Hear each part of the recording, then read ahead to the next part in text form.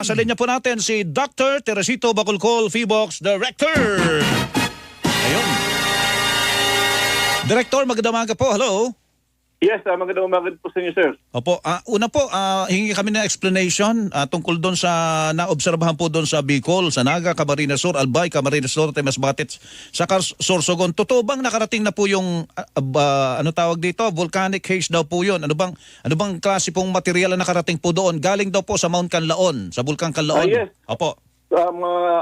Widespread po yung pag-disperse ng sulfur dioxide after the eruption on June 3. So nung June 4 may na-observe po tayo na umabot po hanggang central part ng Pilipinas, hanggang Bicol.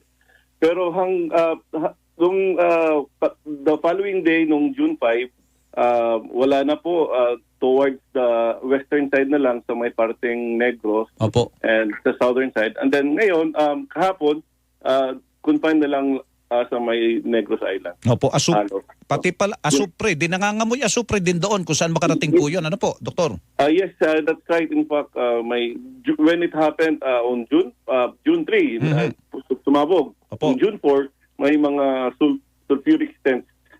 Yung iba, nakaamoy, yung iba naman hindi, dito sa may Bicol area. That was June 4. Pero ngayon, wala na. Again, yung sulfur dioxide natin nasa Negros Island na Opo. Yun, kanina po, kausap namin ng Pag-asa pala, Director, at sinasabi po ang magpiprevail na weather condition doon ngayon ay yung habagat at magkakaroon ng mga pag-ulan. Ako, paano yon yung lahar flow? Kumusta po doon, Doktor? Yes, may mga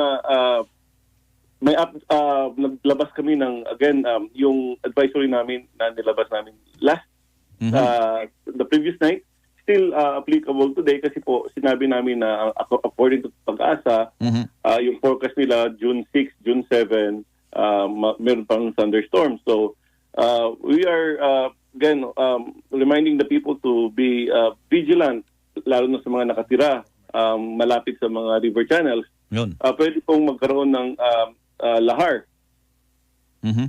Pwede pa madagdagan. That's right. Opo. For as long as meron tayong volcanic materials na nasa slope ng Canlaon volcano, pwede po itong ibaba kapag may continuous and torrential rainfall. Opo. Doktor, paano po yung hindi pa ba na ibaba lahat ng nung nakalipas na ulan yung lahar deposit po doon? At meron pa palang pwedeng bumagsak, Direktor? Ay, medyo matagal-tagal yan. Malaki yung volume na binuga ng Canlaon volcano. In fact, for example, sa Pinatubo, although hindi naman talaga comparable sa Pinatubo kasi ang laki din naman talaga ng volume. Hanggang ngayon, pwede pa rin magkalahar. Same thing with Mayon volcano. Every now and then nagkakalahar. Although wala namang pagsabog, may mga deposito pa kasi sa dalisdis ng bulkan na naiiwan. Hindi naman lahat yan mawawash out kaagad. For example, nung kailan lang tayo nagkaroon ng eruption sa Canlaon, June 3, ilang days pa lang. So hindi yan totally mawawash out. Yes, hindi yan. That's right. Yung pala ang problema doon. So dapat pala talaga yung mga, unang-una yung mga nando sa permanent danger zone, nakaalis na po ba yun? At saka yung mga malapit sa ilog, river channel, Doktor?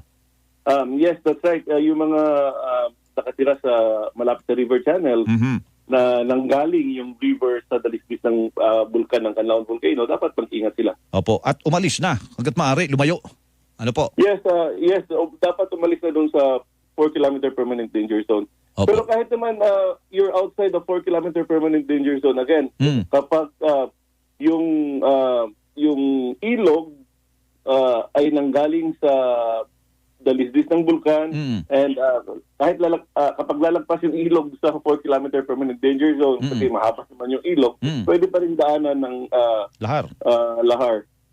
Okay. Sige po, yung paalala natin. Sige po, Doktor, Director, salamat po. Magandang umaga po at thank you sa paliwanag po. Morning. Maraming salamat din. Opo, Dr. Teresito Bacolcol, Director, Philippine Institute of Volcanology and Seismology.